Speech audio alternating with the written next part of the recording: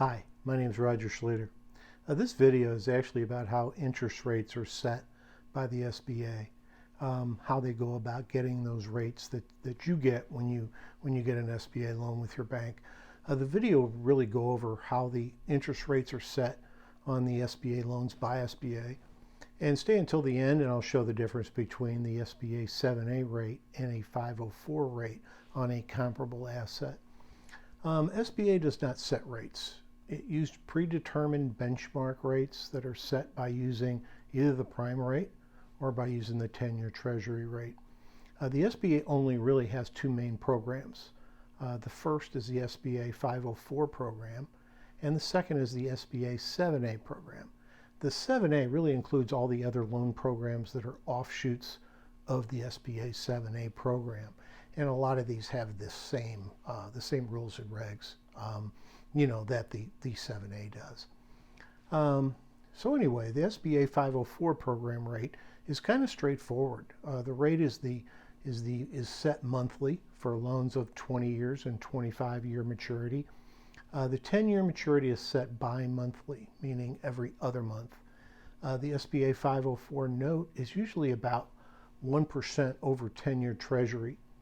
And then there's another 1.25% that is really added as ongoing fees. The ending rate is an effective rate that is approximately Treasury rate, and I'm using 2.89%, and that's kind of the rate right now, plus 2.25% to come out with that 5.14% effective rate. There are also approximately 2.5% in fees that are added, and they're added to the net debenture to get what the CDCs call the final gross debenture, and the gross debenture is what they use in the loan.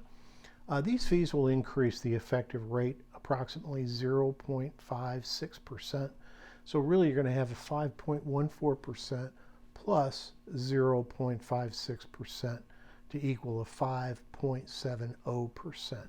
So 5.7% interest rate is really not a bad interest rate. So anyway, the SBA 7A rate is not set, but it is given a max limit above prime that the bank can charge. For most loans, that rate is 2.75% above prime rate. This is really the SBA max of 2.75 is for loans above $50,000 and for a term of over 1 year, which really accounts for almost all the 7A loans financed. This is the maximum the bank can charge on an SBA 7A loan. Now let's say right now the prime is 5.5%.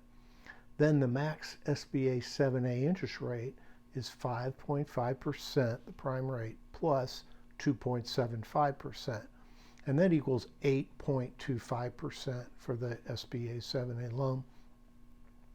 Most banks charge the max rate because a variable rate is needed if the bank really wants to sell off that loan into the SBA 7A secondary market. And SBA was influential in creating that SBA 7A secondary market.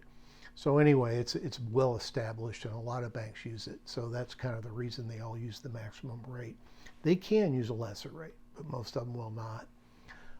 The 7A fees are approximately 3%, which would add approximately 0.75% to the rate of the loan. So the loan, as we have it, is 8.25%. And then when we add that 0.75%, we come out with an effective rate of 9%.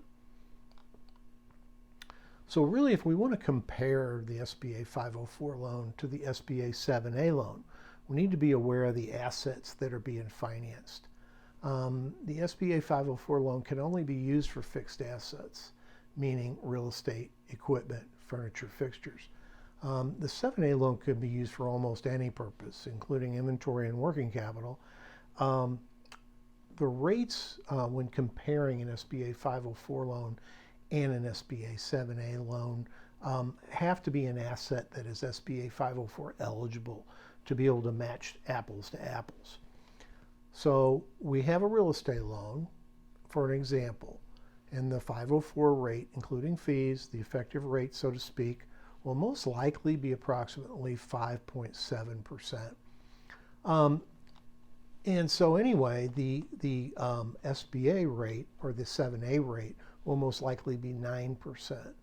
Now, which one of these would you choose? I think most people would choose the 5.7% rather than the 9%. And that would, the 5.7 would be the SBA 504 rate.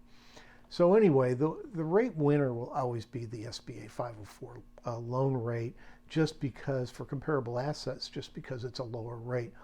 Now, it does use 10-year Treasury. 10-year Treasury, as rates go up, usually does not go up as quick as prime, but times could change, and it could. So if 10-year Treasury all of a sudden just goes crazy, you know, that could change, and the 7A could be a better program, or a better interest rate. So anyway, thank you very much. If you like this kind of content, loan and business type content, I hope you subscribe, and I hope you hit the bell for the future notifications, you know, of when new videos come out. And if you really take away anything on this, I hope you hit the like button. So anyway, thank you very much. This is Roger Schlueter, and I will see you in the next video.